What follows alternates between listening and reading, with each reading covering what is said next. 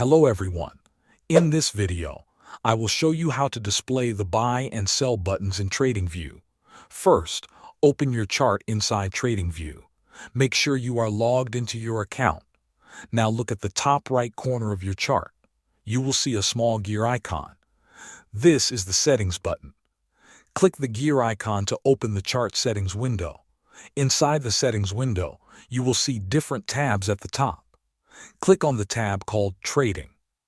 This section controls how trading features appear on your chart. In the Trading tab, look for the option called Buy-Sell buttons. You will see a checkbox next to it. Click the checkbox to enable it.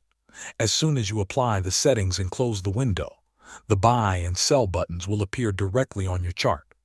These buttons allow you to quickly open a trade in the direction you choose. The Buy button is typically shown in blue, and the Sell button is shown in red. When you click one of them, the order panel will open so you can confirm your trade details.